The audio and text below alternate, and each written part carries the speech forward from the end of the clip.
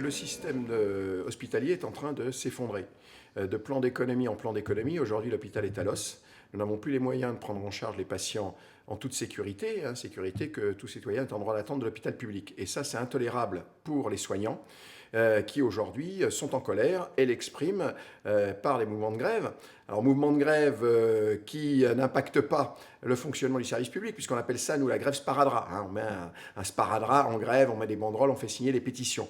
Mais la colère est tellement forte que devant l'absence de réponse de la part du gouvernement, eh bien, dans un certain nombre d'hôpitaux, comme à Chalon-sur-Saône, Lons-le-Saunier et plus récemment à la Riboisière, eh bien, les collègues ont utilisé un mode d'action un peu plus brutal, qui est l'arrêt de maladie collectif. Alors, ces arrêts de maladie, n'en déplaise à la ministre, sont justifiés parce que les collègues, psychologiquement, sont en épuisement professionnel. Donc c'est pour se protéger. L'arrêt de travail collectif, c'est pour se faire entendre. D'ailleurs, le résultat est obtenu puisque les médias s'en sont emparés. La ministre a eu des propos très désobligeants en faisant appel à la déontologie, au sens du service public, mais celle qui tue le service public, c'est la ministre de la Santé, puisque la situation quotidienne est la mise en danger des patients par manque de personnel, par manque de lits. Il faut savoir que quand un patient n'est pas dans un lit adapté à sa pathologie à la suite de son passage aux urgences, il y a une surmortalité de 9%, tous patients confondus, et de 30% pour les patients les plus graves. Ça, ce sont des données publiées dans des revues françaises et internationales.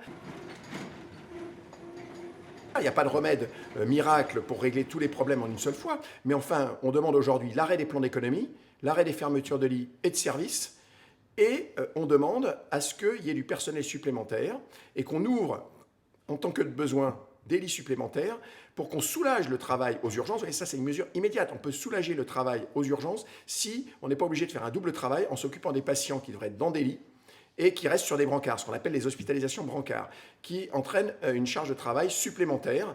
Donc il y a des solutions aujourd'hui, et la ministre refuse effectivement de répondre à nos revendications. Pourquoi ? Pas parce que c'est une question financière, mais moi je dis à la ministre, aujourd'hui, elle est sur quelle ligne politique ? Elle est sur la ligne de l'austérité, de la fameuse dette qu'on va laisser à nos enfants. Alors la dette qu'on va laisser à nos enfants, on pourra peut-être y réfléchir à tête reposée, c'est pas pour tout de suite. Par contre, les morts sur les brancards, c'est aujourd'hui. Donc il faut trouver des solutions aujourd'hui, il y a urgence dans les urgences. On n'inventera pas les médecins qu'on n'a pas formés parce qu'on a fermé les portes des facs de médecine, mais Mme Buzyn se fout de la gueule du monde, parce qu'elle annonce dans sa loi cadre qu'elle supprime le numerus clausus, et là elle vient de décider d'une très faible augmentation du nombre de places en deuxième année de médecine, moins de 10%. Pourquoi ? Parce que les facultés, aujourd'hui, elles aussi soumises à une cure d'austérité financière, ne sont pas en capacité, n'ont pas les moyens d'accueillir plus d'étudiants. On a créé sciemment un déficit médical pour réorganiser, pour fermer les hôpitaux, pour tout concentrer dans les métropoles. Aujourd'hui,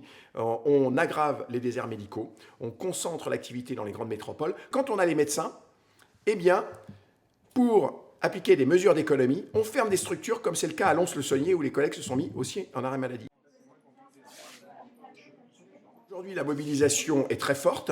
Nous avons 2 journées d'action, le 6, principalement autour des services d'urgence en lutte, et le 11, où là, c'est une journée d'action intersyndicale pour l'ensemble des hôpitaux et des EHPAD en France, mouvement de grève avec rassemblement à Paris de délégations des hôpitaux en lutte pour exiger de Mme Buzyn qu'elle ouvre des négociations.